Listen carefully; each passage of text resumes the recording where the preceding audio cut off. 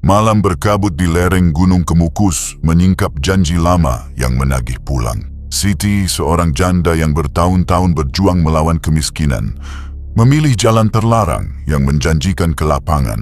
10 tahun kemudian, desa Tlogowati diguncang kemunculannya di bawah beringin tua. Denting tanpa sumber, sendang yang memantulkan wajah lain, dan halaman kosong di buku catatan Siti, semuanya mengarah pada satu kata yang harus diucap, pulang. Kabut turun sebelum azan subuh. Hening seperti kain tipis yang menutup mata orang yang baru saja bangun. Di lereng Gunung Kemukus, suara jangkrik berhenti seolah ada yang menyuruhnya diam.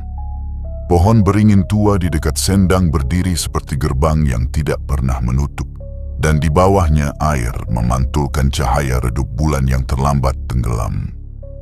Di sana, seorang pemuda desa bernama Ranu menunduk sambil membawa lampu minyak.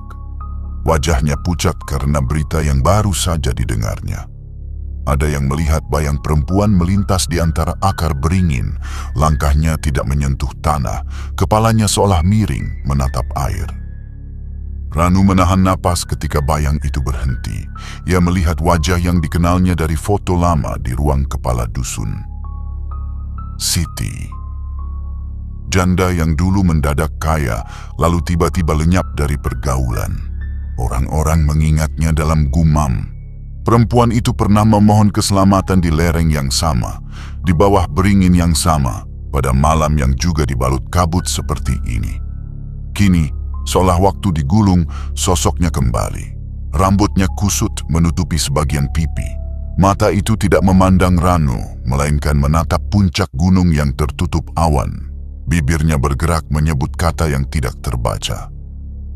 Lampu minyak di tangan Ranu bergetar, nyalanya menciut seperti takut. Dalam detik yang terasa panjang, angin yang tadi tidak ada tiba-tiba menyentuh daun beringin. Bunyi gemerisik menyerupai bisik klasik yang berulang. Kembali, kembalikan. Ranu menelan ludah. Ia tahu kisah lama yang diceritakan para orang tua, tentang perjanjian yang tidak pernah selesai. Tentang doa yang dijawab dengan harga yang melampaui nalar.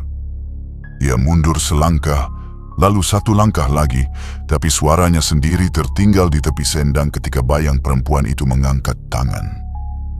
Ada sesuatu yang mengalir dari jari-jari yang pucat, bukan air, bukan juga cahaya. Kabut mengental. Ranu merasakan dingin yang tidak wajar merayap dari pergelangan kaki hingga tengkuk. Dan sebelum ia sempat berbalik, sebuah pertanyaan menggantung di udara seperti lonceng kecil yang dipukul pelan. Apa yang sebenarnya diminta gunung ini sebagai imbalan? Desa itu bernama Tlogowati. Rumah-rumah panggung berdiri di antara kebun jati dan ladang singkong. Siang hari, anak-anak berlari di jalan tanah yang memerah jika kena hujan, sedangkan malam hari semua pintu ditutup lebih awal. Bukan karena takut pada manusia, melainkan pada cerita yang tidak pernah hilang dari ingatan. Gunung Kemukus di kejauhan tampak seperti punggung hewan purba yang sedang tidur. Orang-orang percaya, di lereng-lerengnya ada jalur yang tidak tampak di peta, jalan khusus untuk janji-janji yang tidak boleh diingkari. Siti lahir dari keluarga yang sederhana. Ayahnya penebang kayu yang jarang pulang karena harus menyusuri hutan mencari batang yang legal dibeli pengepul. Ibunya penjual jenang keliling yang tahu semua kabar dari lorong-lorong kampung. Siti tumbuh menjadi perempuan yang cekatan.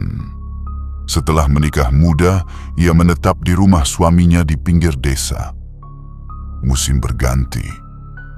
Suami Siti jatuh sakit. Pekerjaan berhenti dan utang menumpuk seperti batu bata yang disusun tanpa pintu. Ketika Siti kehilangan suami, ia mewarisi bukan hanya kesepian, tetapi juga tumpukan kewajiban yang terus meminta jawaban. Di pasar, Siti berdagang apa saja. Pagi menjual sayur, siang menjual nasi bungkus, malam menjahit pakaian bekas. Namun uang selalu kalah cepat dibanding kebutuhan. Ibu Siti berkata agar ia bersabar. Kepala dusun menyarankan agar Siti mengajukan bantuan. Tetangga memberi pinjaman kecil-kecil yang harus dikembalikan sebelum panen berikutnya. Siti mencoba tersenyum, tetapi matanya mengkhianati badai yang lama sekali disimpannya. Ia tidak takut pada lapar sebatas tubuh. Ia lebih takut pada laparnya orang-orang yang bergantung padanya.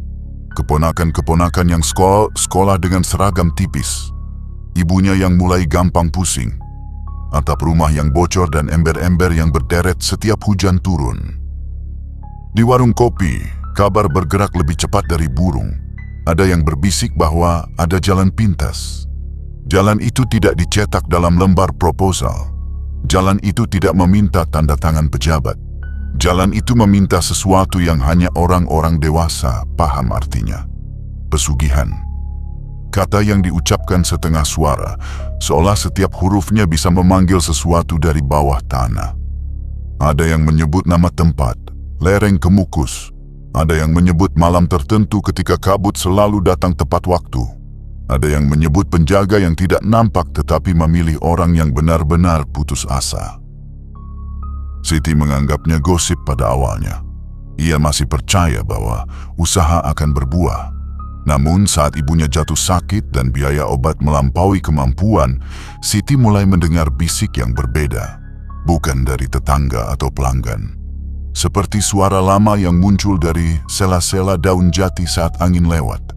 Suara yang menawarkan jalan yang tidak boleh diceritakan. Malam itu Siti duduk di belakang rumahnya, memandangi langit yang koyak oleh bintang. Ia menutup mata, menyebut nama Tuhannya, lalu bertanya pada nasib mengapa ia dipilih untuk menelan hari-hari seperti batu. Ketika ia membuka mata, seekor burung hantu melintas rendah. Aneh, karena burung itu biasanya menjerit. Malam itu ia tidak bersuara, hanya menoleh sekali sebelum menghilang ke kegelapan. Hari-hari berikutnya membawa Siti pada perjumpaan dengan orang-orang yang dulu tidak pernah ia perhatikan. Seorang perempuan tua yang menjual dupa di pinggir pasar memberinya kalimat-kalimat yang tidak selesai. Jangan menatap puncak terlalu lama. Jangan menjawab panggilan dari air. Jangan membawa niat yang ragu-ragu. Siti tidak mengerti, tetapi ia menyimpan kalimat itu seperti menyimpan jarum. Sakit saat dipegang, tetapi berguna saat dibutuhkan. Ranu yang melihat bayang disendang pada pagi di awal cerita adalah cucu dari seorang juru kunci kecil di desa. Ia mengingat Siti sebagai tetangga yang selalu menyapa.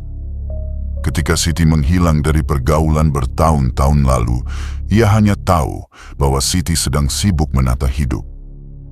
Tiba-tiba, Siti muncul dengan usaha warung yang ramai, pakaian yang lebih rapi, dan senyum yang tampak tenang namun tidak sampai ke mata. Orang-orang mengira Tuhan akhirnya membalas sabar. Namun di malam-malam tertentu, lampu di rumah Siti tidak pernah padam.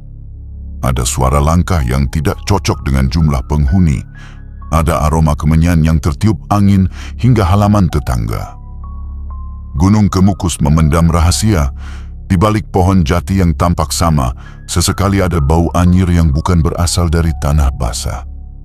Di dekat sendang, batu hitam yang licin oleh lumut menyimpan goresan kecil, seperti tulisan orang yang tangannya gemetar. Anak-anak dilarang bermain di sana saat sore mulai menua. Orang tua melarang menyebut nama-nama tertentu. Kepala dusun menyimpan kotak kayu berisi benda-benda yang ditemukan warga ketika musim tertentu datang. Kain putih sobek, kalung kecil dari kayu, potongan gelang logam. Tidak ada yang mengaku memilikinya, tetapi tidak ada yang berani membuangnya. Di tengah ikhtiar dan kepasrahan, Siti akhirnya menginjakkan kaki ke lereng yang disebut dalam banyak bisik. Ia tidak datang ditemani, tidak pula berpamitan, hanya membawa selembar doa yang baginya telah lama basah oleh air mata. Malam itu gerimis turun, kabut mengelus kening beringin. Siti berdiri sendiri, merasa dilihat oleh 1000 mata yang tidak tampak. Ia teringat pada mimpi yang berulang selama berminggu-minggu. Dalam mimpi itu, ada suara yang menawarkan keseimbangan serupa timbangan yang tidak adil. Kebercukupan untuk keluargamu dengan bayaran yang akan kamu pahami nanti. Siti menggigil. Bukan karena dingin, tetapi karena kata nanti yang terdengar sangat dekat. Waktu berjalan seperti ular yang bersembunyi di semak. Tahun pertama setelah malam itu, usaha Siti mekar. Ia membuka kedai sarapan, lalu warung kelontong kecil, lalu menyewa kios di pasar. Hutang dihapus satu persatu, seperti coretan di papan tulis yang diseka guru yang sabar. Ibu Siti berobat ke kota. Keponakan-keponakan bisa membeli buku baru. Orang-orang memuji kerja keras Siti, dan Siti mengangguk sambil berterima kasih. Namun di setiap pujian, ada senar halus yang mengikat lehernya. Janji yang ditanam di tanah kemarin terus tumbuh akar yang merangsek ke setiap ruang di rumahnya. Dan hanya Siti yang tahu rasa dingin itu. Siti menepati bagian yang diminta oleh sesuatu yang tidak dia sebut. Caranya tidak diceritakan pada siapapun. Ia menjaga agar kehidupannya tampak wajar di mata tetangga. Namun mata tidak bisa menipu cermin. Tiap malam tertentu, Siti duduk di depan kaca dengan wajah yang mulai tampak lebih dewasa daripada usianya. Ia menyisir rambutnya pelan, berhenti saat mendengar langkah di belakangnya yang tidak berasal dari siapapun. Di meja, ada piring yang selalu bersih esok paginya meski tidak pernah diisi. Di sudut kamar, ada aroma yang tidak pernah mau hilang, seperti sisa dupa yang menempel di kain. Desa mencatat waktu dengan cara sederhana. Satu musim hujan, satu musim kemarau. Dalam hitungan itu, 10 tahun lewat tanpa menoleh. Siti menjadi nama yang dibicarakan dengan dua nada. Nada kagum dan nada ragu, karena di balik keberhasilan ada kejadian-kejadian kecil yang membuat ubun-ubun merinding.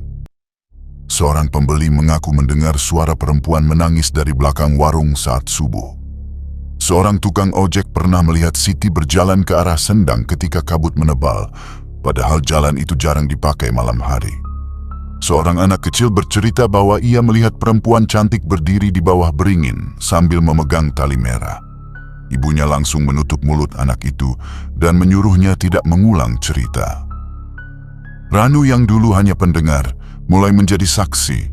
Ia sering diminta ibunya mengantar sembako ke rumah Siti. Setiap kali ia melangkah naik ke teras, bulu kuduknya terasa seperti disentuh angin dari bawah lantai. Siti menyambut dengan senyum yang sopan. Matanya ramah, tetapi ada kilatan letih yang tidak bisa disembunyikan. Ranu ingat sekali suatu sore saat hujan baru saja reda, Siti menatap jauh ke kebun belakang seolah ada yang memanggil namanya. Ranu mengikuti arah tatap itu. Yang terlihat hanya pohon pisang dan pagar bambu. Namun telinganya menangkap sesuatu yang lain, seperti denting logam tipis dari arah Sendang. Ada pepatah di Tlogowati, jangan bermain dengan sesuatu yang meminta imbalan dari tubuhmu dan jiwamu. Pepatah itu seperti pagar tanpa pintu. Ia menjaga sekaligus membangkitkan rasa ingin tahu yang berbahaya. Siti telah melangkahi pagar itu dengan alasan yang ia yakini saat itu. Pada tahun-tahun berikutnya, ia mengerti bahwa pagar bukan sekadar larangan, melainkan peringatan tentang harga dari setiap pintu yang dibuka terlalu cepat. Pada hari ketika cerita ini dibuka, kabar tentang penampakan di bawah beringin membuat desa kembali berbisik. Nama Siti muncul dari ingatan yang seakan belum pernah berdebu. Orang-orang menutup jendela lebih awal. Kepala dusun mengeluarkan kotak kayunya lagi. Juru kunci kecil yang juga kakek Ranu menurunkan kitab tua yang jarang dibaca. Hujan di kejauhan terdengar seperti langkah orang banyak. Namun yang datang bukan rombongan manusia, yang datang adalah malam yang tidak mau tidur. Sejak pagi itu, Ranu tidak tenang. Ia menceritakan apa yang dilihatnya kepada kakeknya yang dikenal memahami batas-batas tak terlihat di sekitar desa. Kakeknya mendengarkan tanpa menyela. Ia menatap lampu minyak yang tinggal separuh, seolah ada jawaban di dalam nyala yang bergetar. Lalu ia membuka laci kayu dan mengambil selembar kain kusam. Di kain itu ada tanda seperti simpul yang dibuat oleh tangan yang sangat telaten. Kakeknya berkata pelan bahwa simpul ini dulu pernah dipinjamkan kepada Siti. Bukan untuk melindungi dari manusia, melainkan untuk mengingatkan Siti agar tidak lupa jalan pulang.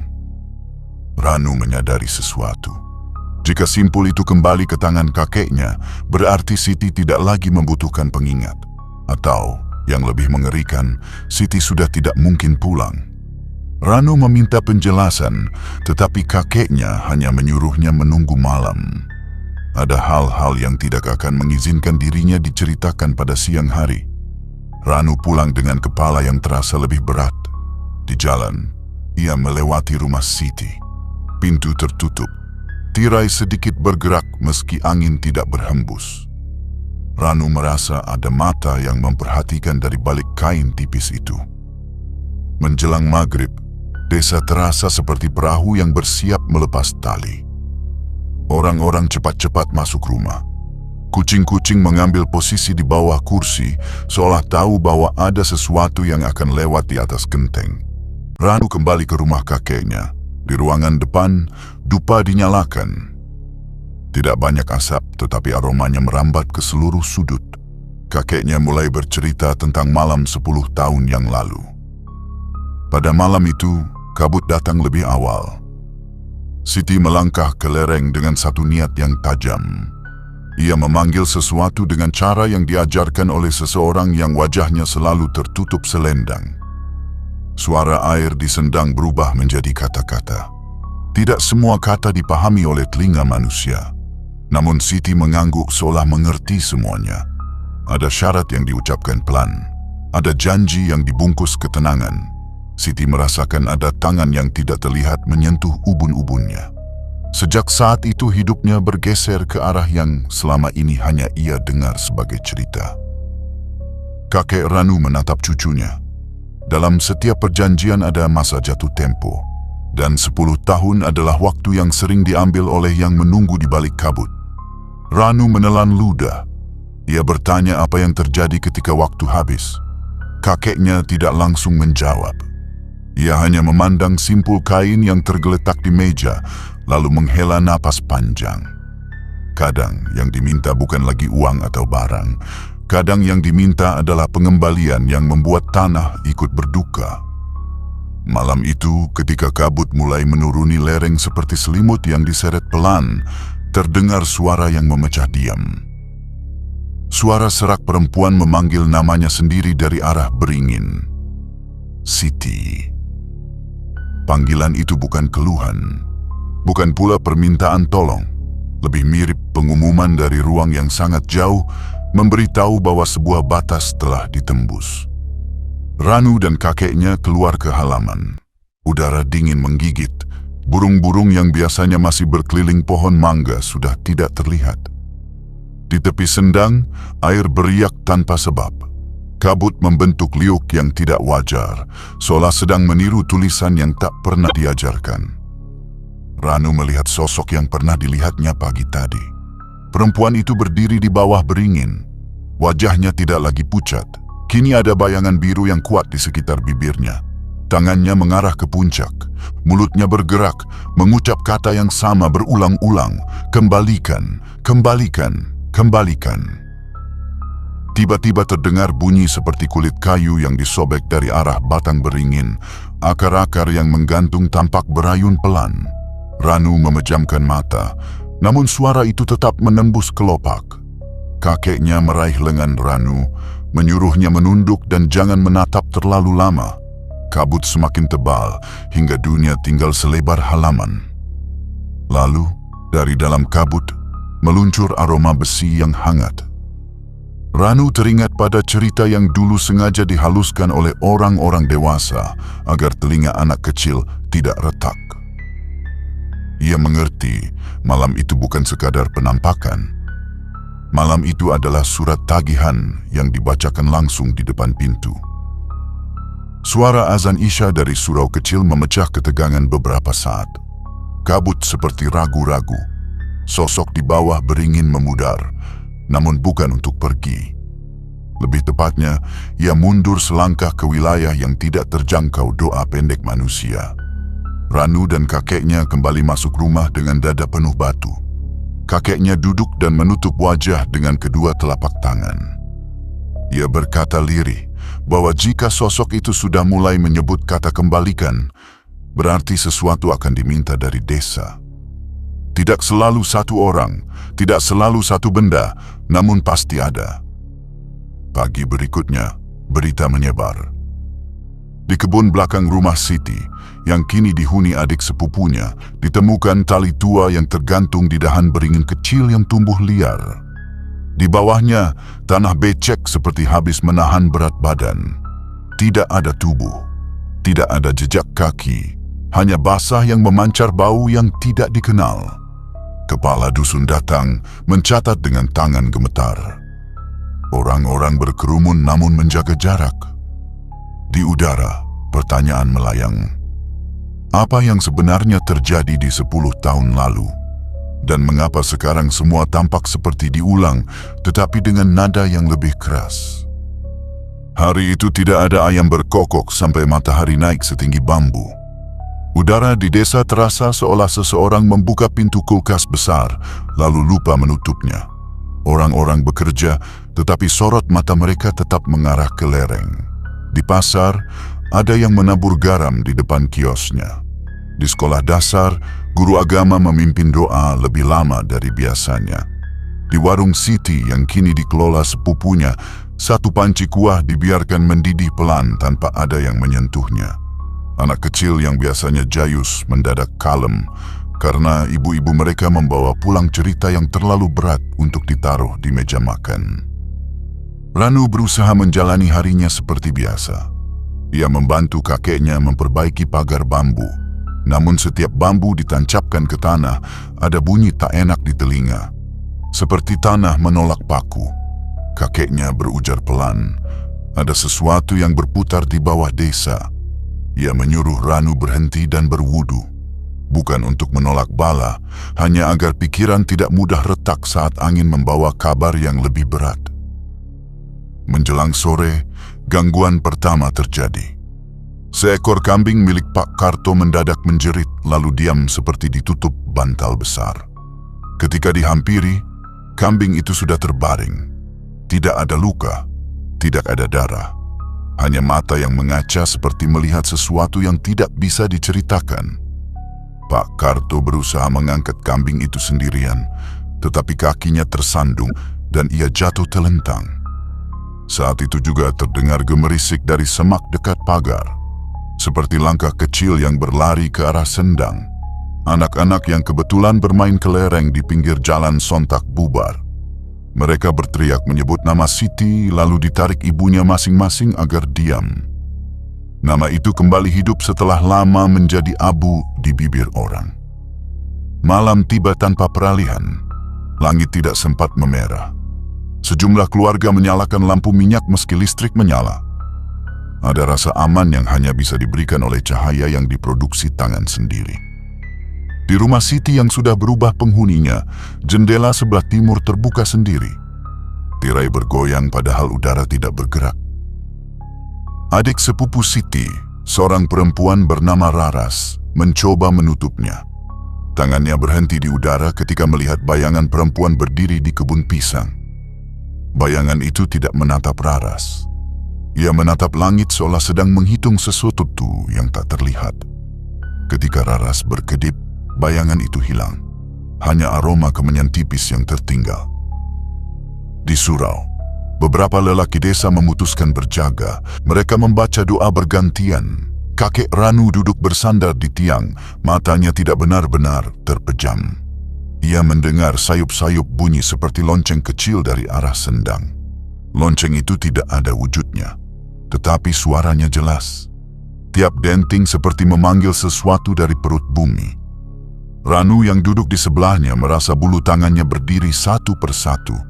Ia menatap pintu surau yang tetap tertutup, namun bayang pintu itu seakan mengembang lalu mengerut, mengikuti ritme denting yang tidak terlihat.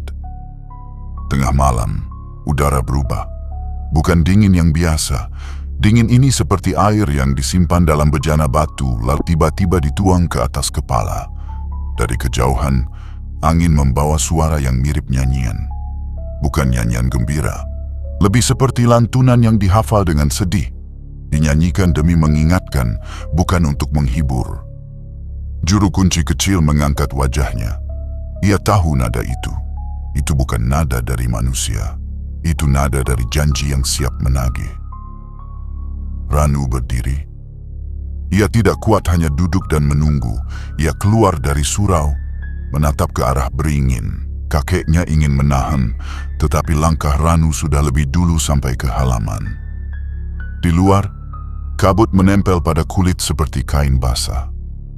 Ranu berjalan pelan, menyusuri jalan tanah yang mengarah ke Sendang. Di kanan kiri, rumah-rumah tampak seperti kotak yang menelan suaranya sendiri.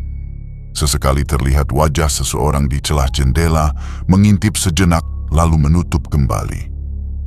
Tidak ada yang mau menjadi orang pertama yang melihat terlalu dekat. Sampai di tepi Sendang, Ranu berhenti. Airnya tidak memantul seperti biasa. Permukaan itu tampak lebih pekat, seperti cermin yang diselimuti kain gelap dari dalam. Di bibir Sendang, ada bekas kaki, bukan bekas yang baru. Bekas itu seperti muncul dari bawah tanah, naik ke permukaan dengan perlahan. Ranu menelan ludah dan memanggil nama Siti.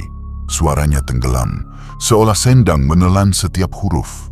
Lalu dari seberang, di bawah beringin, muncul sosok perempuan yang sama.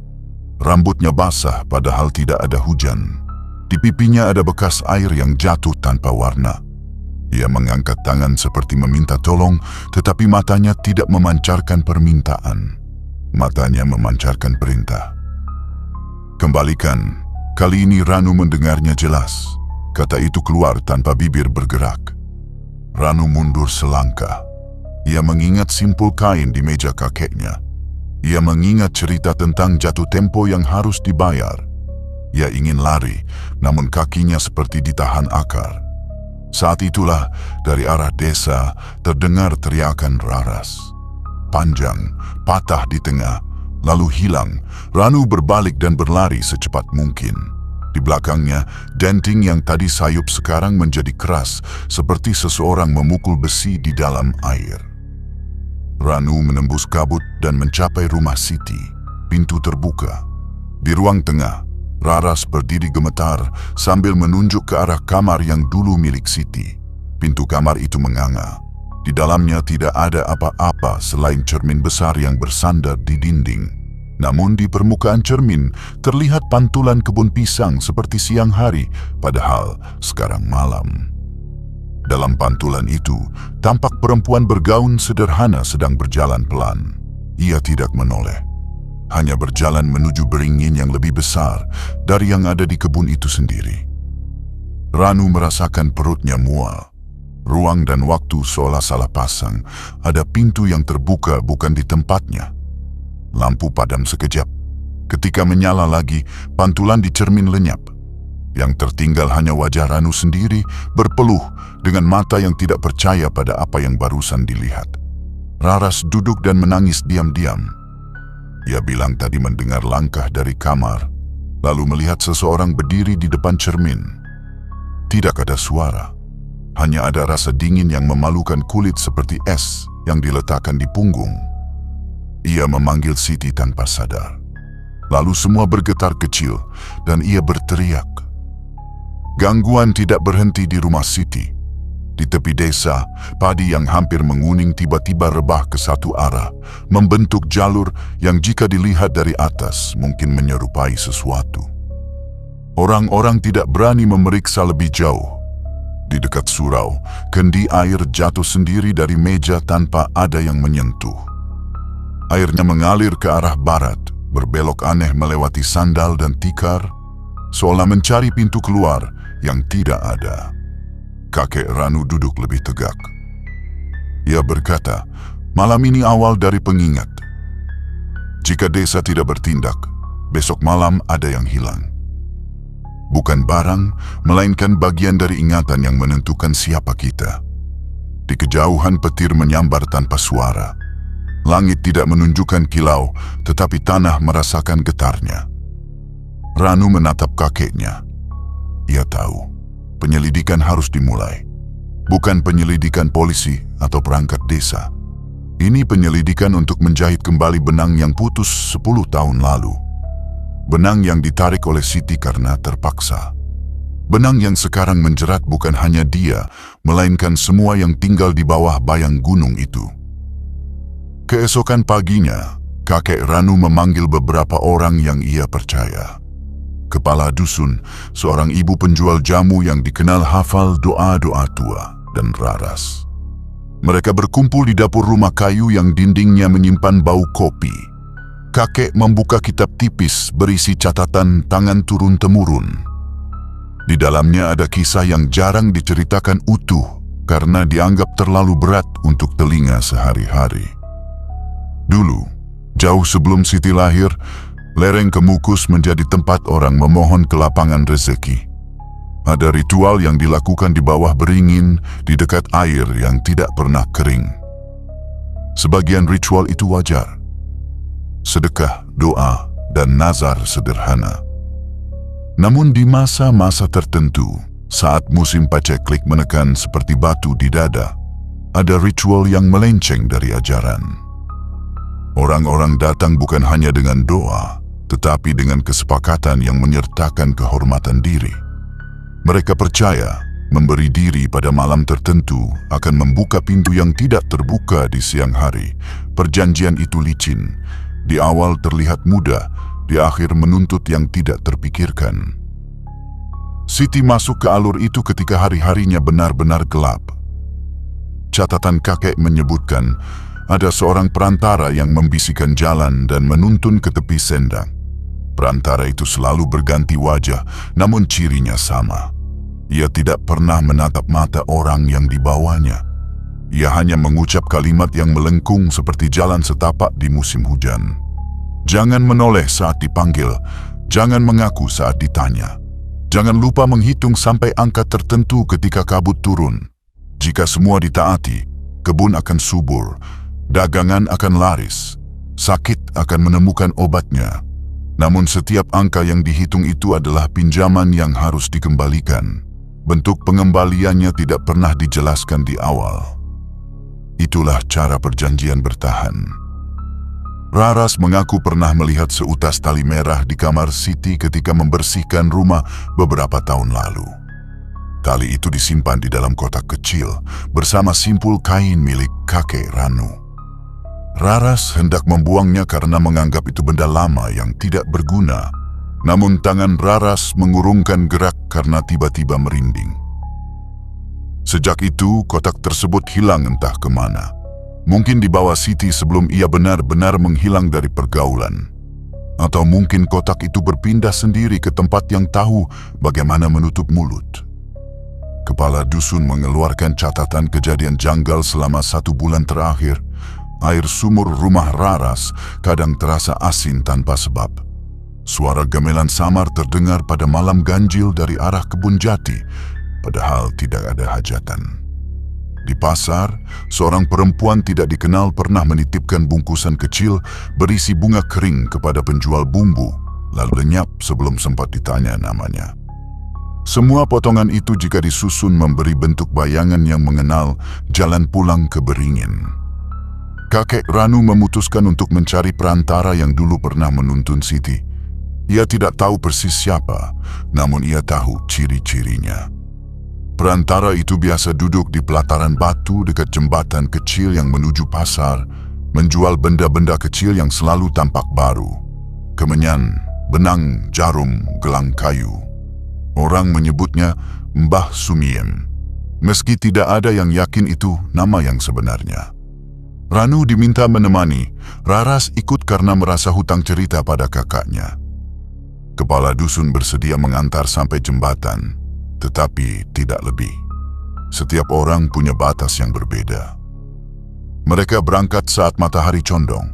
Jembatan kecil itu seperti garis yang memisahkan dua nada. Di satu sisi ada suara pasar yang ramai. Di sisi lain ada suara hutan yang menelan ramai. Mbah Sumiem duduk di pelataran batu. Wajahnya menghadap ke arah air yang mengalir jauh di bawah. Wajahnya tidak tua dan tidak muda. Ia tersenyum ketika rombongan itu mendekat, seolah sudah tahu tujuan mereka. Kakek Ranu mengucap salam, memperkenalkan diri dengan nama kecil yang jarang ia gunakan. Mbah Sumiem mengangguk dan menepuk pelataran batu, mengundang mereka duduk. Pertanyaan tidak perlu disampaikan lengkap. Mbah Sumiem seperti mengenali isi masing-masing kepala. Ia berkata pelan bahwa setiap janji punya garis akhir. Siti sudah menepati bagiannya dengan rapi selama bertahun-tahun. Ia melaksanakan malam-malam yang diminta. Ia menjaga rahasia.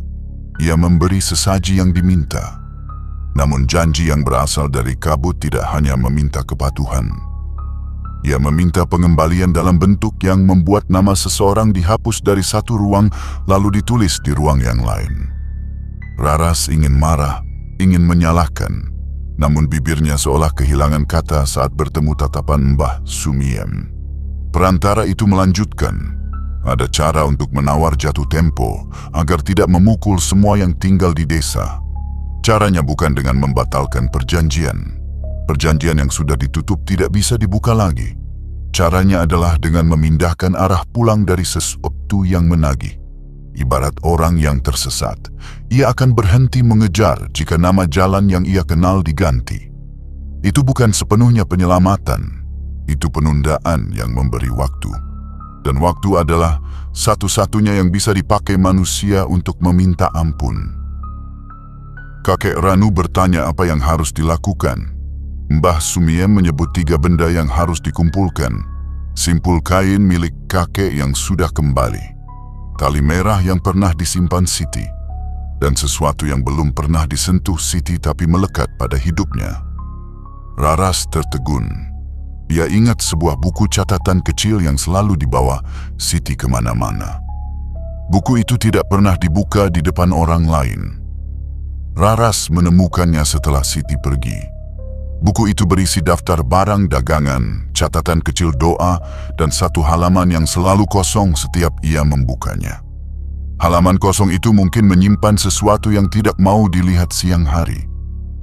Mbah Sumiem menutup obrolan dengan kalimat yang membuat udara di bawah jembatan beriak.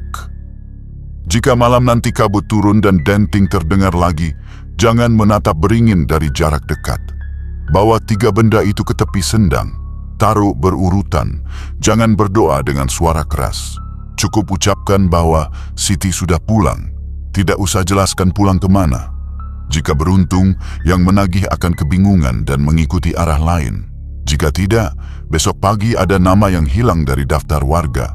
Bukan karena pergi, tetapi karena lupa bahwa ia pernah ada. Rombongan pulang dengan dada seperti memikul batu. Ranu menggenggam simpul kain. Raras berlari kecil ke rumah untuk mencari buku dan tali. Kepala dusun menutup jendela balai desa lebih awal. Matahari tenggelam seperti lampu yang dimatikan bukan oleh manusia. Desa memegang napas. Malam berjalan dari tepi hutan ke halaman rumah satu persatu. Dan di atas semua itu, Gunung Kemukus tetap tampak seperti punggung hewan purba yang tidur dengan mata terbuka. Kabut datang tanpa suara. Dupa yang dinyalakan di surau padam sendiri, lalu menyala lagi seakan ada tangan yang meniup dan menyalakan pada jeda yang tepat. Ranu, kakeknya dan Raras berjalan menuju sendang. Di tangan Raras ada buku catatan yang dibungkus kain. Di saku Ranu ada simpul kain. Di genggaman Raras yang lain, tali merah yang akhirnya ditemukan di dasar lemari, terikat pada paku kecil. Langkah mereka pelan. Tidak karena ragu tetapi karena tanah seperti menahan. Setiap injakan berbunyi pekat. Di tepi sendang, dunia terasa menyempit. Pohon beringin yang biasanya tampak jauh kini seperti berpindah mendekat. Akar-akarnya menyentuh permukaan air, membuat lingkaran kecil yang terus melebar. Denting terdengar lagi. Tidak lagi seperti alat musik, lebih seperti jam yang menandai waktu, namun jarumnya berputar ke arah yang salah. Kakek Ranu memberi isyarat agar 2 anak muda itu berhenti di batas yang ia kenal aman. Raras meletakkan buku dengan tangan bergetar.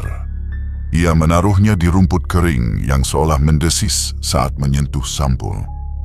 Ranu mengeluarkan simpul kain dan meletakkannya di sebelah buku. Tali merah menyusul, diletakkan paling luar. Mereka tidak berdoa keras, hanya bergerak dan bernapas. Kabut menyentuh dahi mereka seperti tangan dingin. Lalu sesuatu terjadi pada buku. Halaman yang selalu kosong itu terbuka oleh angin yang tidak datang dari mana-mana. Di sana, sebelum mata manusia sempat mencari makna, muncul tulisan tipis seperti bekas air. Pulang. Sosok perempuan di bawah beringin muncul lagi. Kali ini ia tampak lebih jelas dari malam-malam sebelumnya. Wajahnya bersih seperti baru selesai menangis lama sekali hingga tidak ada air mata yang tersisa. Matanya memandang bukan kepada tiga benda itu. Matanya memandang menembus mereka ke arah desa, seolah rindu pada suara ayam dan bunyi panci pagi hari. Raras menahan napas, pipinya basah tanpa ia sadari. Siti mengangkat tangan. Denting berhenti. Dalam hening yang tiba-tiba, suara lain masuk, suara air yang mengalah. Permukaan sendang berdenyut seperti jantung yang memutuskan untuk kembali berdetak setelah sempat lupa caranya. Akar beringin tidak lagi berayun. Kabut sedikit menyingkap. Ranu merasakan tubuhnya terasa lebih ringan sedetik. Ia berharap semua selesai. Namun harapan di malam seperti ini jarang diberi gratis. Dari arah balik beringin muncul bayang hitam. Bukan sosok manusia, bukan hewan, lebih seperti lubang yang bergerak menelan cahaya di sekitarnya. Lubang itu berhenti di belakang Siti. Udara menurun beberapa derajat. Kakek Ranu bergerak setapak ke depan. Ia tahu yang datang bukan sekadar penagih. Itu penjaga jalan yang memastikan janji tidak diingkari. Siti menoleh sedikit pertama kali sejak menampakkan diri. Ia menatap Ranu, Raras, dan kakeknya dalam satu pandang. Ada ucapan terima kasih yang tidak bisa menemukan kata. Lalu ia menunduk, seolah mengizinkan sesuk itu lewat. Bayang hitam itu merayap, mencium tiga benda di tanah, lalu berhenti di tali merah. Tali itu bergetar tanpa ada tangan. Muncul suara seperti kain disobek halus. Raras menutup mulut agar tidak menjerit. Kakek Ranu menunduk dan berbisik, "Pulang." Ucapannya seolah menjadi kunci yang pas pada lubang yang selama ini tidak terlihat. Buku catatan menutup sendiri. Simpul kain melonggar dan berubah menjadi lembaran yang lebih halus. Tali merah memudar warnanya hingga menjadi putih pucat. Bayang hitam itu mengecil, seolah kehabisan arah. Ia bergerak ke kanan, ke kiri, seperti orang yang kehilangan alamat. Lalu ia mundur pelan, terlepas dari sosok Siti dan menghilang ke dalam kabut seolah ditarik oleh tangan yang lebih kuat dari malam. Siti berdiri sendirian di bawah beringin, matanya memejam. Bibirnya bergerak pelan. Tidak ada yang mendengar kata-kata yang dikatakannya, tetapi semua merasakan efeknya. Dingin mereda. Denting tidak kembali, kabut menipis. Siti membuka mata lagi. Ia tersenyum kecil kepada Raras, lalu kepada Ranu, lalu kepada kakek yang tetap tegak. Senyum itu bukan senyum kembali hidup. Senyum itu adalah salam perpisahan yang tidak menyakitkan. 1 detik kemudian, sosoknya memudar seperti buih yang menyatu dengan air. Di bawah beringin, hanya ada bayang samar pada tanah basah, seperti bekas seseorang yang baru saja berdiri lama. Raras jatuh berlutut. Ranu memegang bahunya.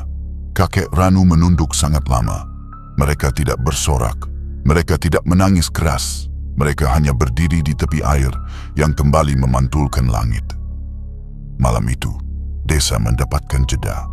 Bukan keselamatan abadi, hanya penundaan yang cukup untuk menyusun ulang doa-doa. Namun gunung tidak gampang melupakan. Dari kejauhan terdengar suara gemuruh yang berbeda dari guntur. Seperti batu besar yang digulingkan di dalam perut bumi. Kakek Ranu menatap puncak yang tertutup awan. Ia tahu cerita belum selesai.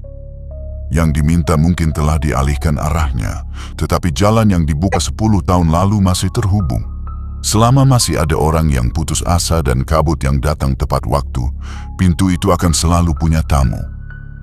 2 hari setelah malam itu, desa mencoba kembali ke ritme lama. Namun saat matahari condong, kabar baru datang. Seorang pedagang rempah dari kampung sebelah menghilang di jalan setapak antara kebun jati dan sendang. Ia terakhir terlihat membawa bakul kecil berisi bunga kering. Orang-orang mengira ia pulang lewat jalan lain, hingga seorang penggembala menemukan bakulnya tergeletak di dekat batu hitam, kosong, tanpa jejak kaki di sekitarnya. Kabut siang yang jarang terjadi turun tipis seperti sapu tangan. Kepala dusun mengumpulkan warga, melarang siapapun mendekati sendang hingga keputusan diambil. Ranu merasa ada kait, bukan karena ingin menjadi pahlawan, melainkan karena ia merasa sudah terlanjur masuk ke halaman rumah cerita ini dan tidak pantas keluar lewat jendela. Ia berbicara dengan kakeknya. Kakeknya bersedia mendampingi sekali lagi. Mereka memanggil Raras, bukan untuk ikut, melainkan untuk menjaga rumah dan memastikan siapapun yang datang mencari bantuan diarahkan ke surau lebih dulu.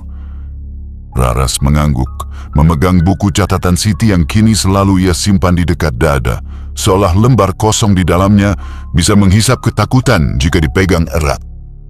Mereka berjalan saat senja seperti bara yang diselimuti abu. Di batang beringin, ada bekas gores yang terlihat baru, seperti kuku yang berusaha memanjat keluar dari mimpi. Ranu memanggil pelan, bukan menyebut nama Siti, tetapi menyebut kata pulang seperti yang diajarkan kakeknya. Air sendang diam, namun di dasar terlihat bayang-bayang yang bergerak seperti rambut yang melambai di bawah arus.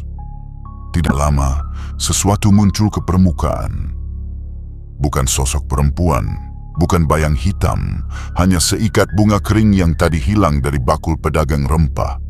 Seikat itu mengapung, lalu bergerak ke arah tepi, berhenti di depan kaki Ranu, seolah dikembalikan oleh tangan yang tidak ingin menambah masalah. Kakek Ranu menarik napas lega setengah, lalu mata tuanya menarik garis ke arah akar beringin. Di sana, tersangkut seutas benang tipis berwarna keperakan, melintang seperti jaring laba-laba yang dipasang sengaja. Ia merunduk. Benang itu bukan benang biasa. Ini benang pengikat yang dipakai orang-orang yang paham cara mengambil rezeki lewat jalan gelap. Artinya, bukan hanya masa lalu Siti yang hidup, ada tangan baru yang bekerja, memancing yang menagih untuk datang lagi. Kakek Ranu menatap Ranu. Mereka tidak lagi hanya menghadapi sisa janji lama. Mereka berhadapan dengan orang yang membuka pintu ulang. Suara langkah terdengar dari balik kabut. Lembut dulu, lalu jelas. Seorang perempuan muncul dari arah kebun.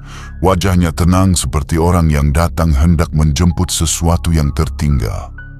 Ia mengenakan selendang yang menutup sebagian rambutnya. Tangan kirinya memegang dupa yang belum dinyalakan. Matanya tidak memandang Ranu dan kakeknya. Ia memandang beringin dengan rasa sayang yang seharusnya ditujukan kepada manusia. Ia tersenyum tipis, lalu menaruh dupa di akar dan hendak menyalakannya. Kakek Ranu bersuara, "Jangan." Perempuan itu berhenti, menoleh. Tatapannya jernih tapi dalamnya seperti sumur tua. Ia bertanya pelan mengapa dilarang, padahal ia hanya ingin memulangkan sesuatu yang pernah diambil.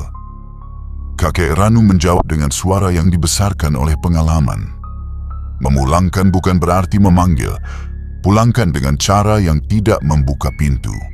Perempuan itu mengangkat alis, setengah heran setengah tersenyum. Ia menyebutkan nama yang membuat udara di sekitar mereka mengerut. Nama itu bukan Siti. Nama itu adalah nama yang hanya diucapkan dalam ritual yang tidak mau diakui siang hari. Ranu melangkah selangkah, berdiri di antara perempuan itu dan akar beringin. Ia tidak berteriak. Ia hanya mengucapkan kata yang dipelajari malam sebelumnya. Pulang. Ucapan itu membuat dupa di tangan perempuan bergetar. Perempuan itu menatap Ranu lama sekali, lalu ia menurunkan tangannya dan mundur setapak. "Baik," katanya. Ia akan memulangkan dengan cara yang tidak memanggil. Ia menoleh ke air, mengucapkan kalimat pendek entah dalam bahasa apa. Bunga kering di permukaan sendang bergerak sekali, lalu tenggelam seperti ditarik lembut dari bawah. Kabut menyingkap sedikit. Perempuan itu tersenyum pada kakek Ranu. Ia mengenali simpul kain di saku tua itu. Ia berkata, dulu ia pernah berdiri jauh menyaksikan seorang janda muda berjalan sendiri ke arah beringin dengan mata yang sangat kosong. Ia tidak menuntun. Ia tidak menghalangi. Sejak saat itu, ia bersumpah jika harus menjadi perantara, ia akan menjadi perantara yang menutup pintu, bukan yang membuka. Kakek Ranu menatapnya lebih lama. Kadang, penyesalan melahirkan satpam yang setia. Malam itu berakhir tanpa denting. Di rumah-rumah, orang-orang tidur bukan karena lelah, melainkan karena tubuh selalu meminta haknya meski pikiran masih berjaga. Ranu bermimpi, tapi ia lupa isinya ketika bangun. Yang tersisa hanya rasa bahwa seseorang mengucapkan terima kasih dari balik kaca. Di meja, buku catatan Siti terbuka pada halaman kosong yang kemarin menampilkan kata pulang. Kini halaman itu benar-benar kosong, seperti kertas baru menunggu cerita lain. Raras menyentuhnya perlahan. Ia memutuskan menulis satu kalimat. Akan ku kenangmu sebagai orang yang berjuang terlalu keras pada waktu yang terlalu kejam. Keesokan harinya, pedagang rempah kembali lewat jalan yang sama. Ia bercerita bahwa kemarin ia seperti berjalan di lorong yang tidak berujung meski kaki tidak letih. Ketika menyadari bakulnya hilang, lorong itu menutup sendiri dan ia mendapati dirinya berdiri di depan warungnya tanpa tahu bagaimana. Orang-orang mendengarkan dengan saksama, lalu saling pandang. Mereka sepakat satu hal sederhana. Malam-malam tertentu tetap tidak untuk keluar. Dan nama yang dulu diucapkan separuh suara akan ditaruh lagi di dalam botol, ditutup rapat dan disimpan di lemari tertinggi yang hanya bisa dibuka oleh doa. Musim berganti. Di Tlogowati, waktu diukur oleh panen dan suara azan. Pohon beringin masih berdiri, tetapi tidak ada lagi yang mau berdiri di bawahnya terlalu lama. Sendang kembali jernih. Airnya memantulkan wajah siapapun yang menatap. Tidak lagi menukar pantulan dengan tempat lain. Di pasar, warung yang dulu dirintis Siti terus berjalan dengan nama yang tetap. Orang-orang menyebutnya sebagai tanda terima kasih kepada perempuan yang memaksa nasib berpindah jalur dengan caranya sendiri. Raras menjaga warung itu dengan tekun. Di dinding, ia pasang foto Siti yang diambil dari satu-satunya momen ketika Siti tertawa dalam ingatannya. Ranu sering melewati beringin dalam tugas harian. Ia tidak menunduk ketakutan, tetapi juga tidak menantang. Ia menaruh simpul kain di kotak kayu kakeknya, mengunci dengan doa yang ringkas. Kadang ia duduk di surau bersama beberapa pemuda lain, membicarakan cara membantu keluarga yang terlilit utang tanpa harus menempuh jalur yang mengundang kabut. Mereka mengajak pedagang rempah untuk mengajar cara memilih bahan yang baik, mengajak kepala dusun membuat arisan bergilir, mengajak ibu penjual jamu, mengajarkan ramuan sehat yang bisa dijual tanpa modal besar. Hal-hal kecil yang tidak heroik, tetapi mungkin itulah pagar yang benar. Namun cerita ini menolak benar-benar tutup. Pada suatu pagi yang cerah, seorang bocah menunjuk akar beringin. Ada pita kecil berwarna putih yang terikat rapi di sana. Pita itu bukan milik siapapun.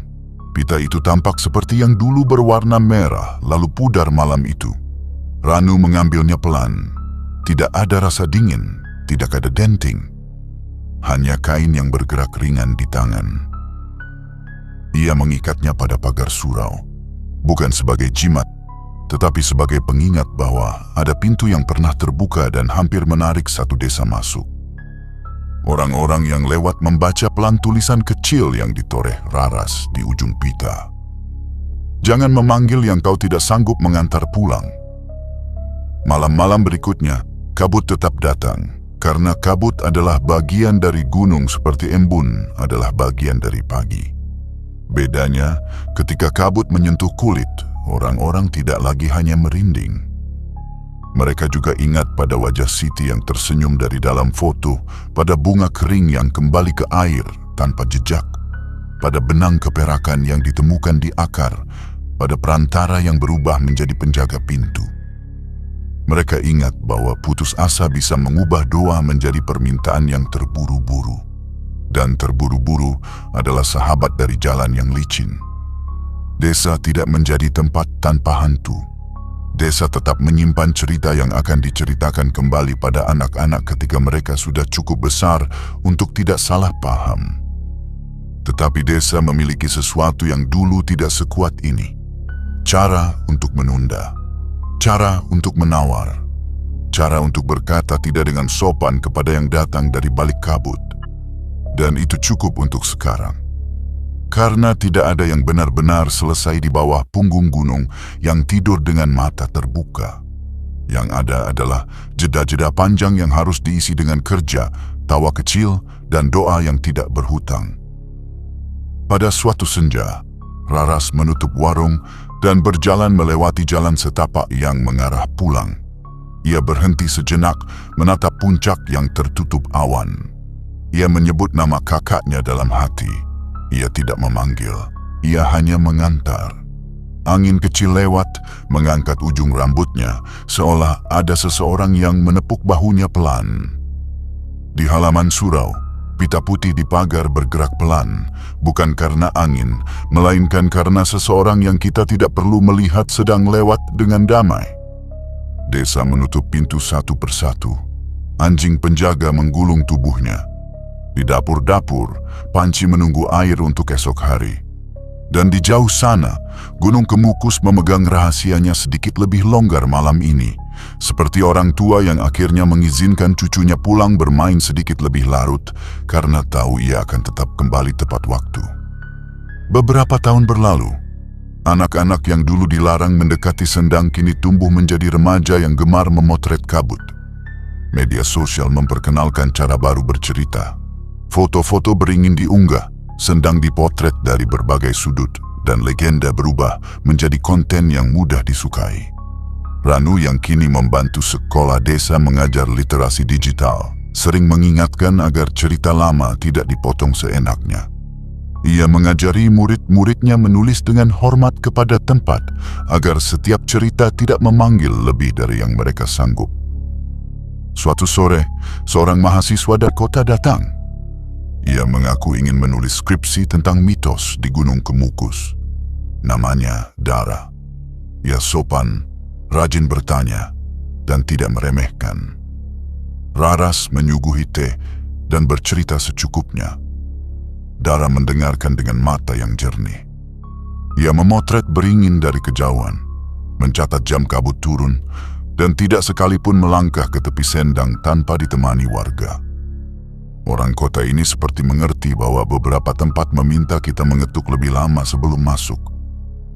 Malam terakhir di desa, Dara duduk di teras warung Raras. Mereka berbincang ringan tentang kerja dan usia. Dara memandang foto Siti di dinding.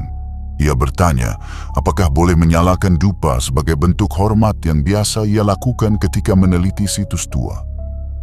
Raras ragu sejenak, lalu mengangguk dengan syarat sederhana. Jangan diletakkan di akar beringin. Taruh di batu kecil di halaman warung dan ucapkan terima kasih saja tanpa menyebut nama. Dara tertawa kecil dan menyetujui.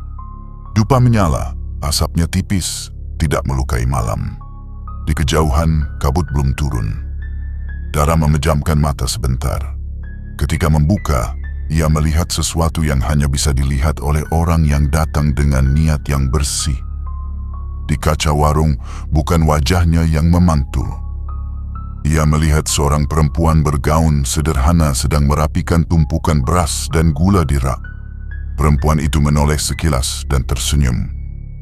Senyum yang tidak meminta apapun, hanya menitip salam kepada mereka yang mau bekerja keras meski jalan panjang. Dara menunduk, mematikan dupa, dan tidak menceritakan apapun pada siapapun malam itu. Keesokan harinya, Dara kembali ke kota. Skripsinya selesai dengan judul yang tidak sensasional. Ia menulis tentang bagaimana desa menjaga batas antara tradisi, kebutuhan, dan godaan jalan pintas. Ia menulis bahwa setiap tempat punya cara sendiri untuk menolak lupa, dan Tlogowati memilih cara yang tidak keras, namun tegas. Tulisan itu membuatnya lulus dengan baik. Raras membacanya bertahun kemudian melalui telepon pintar yang dibelinya dari tabungan warung. Ia tersenyum dan menaruh teleponnya di samping buku catatan Siti.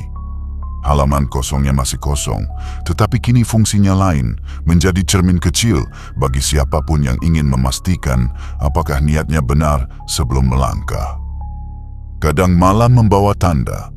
Pita putih di pagar surau bergerak pelan pada saat tidak ada angin.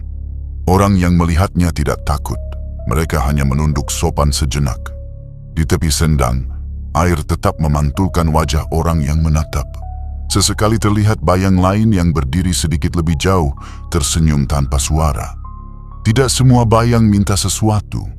Beberapa hanya ingin memastikan bahwa pintu yang pernah hampir menyeret semua orang kini dijaga dengan baik oleh mereka yang dulu diselamatkan.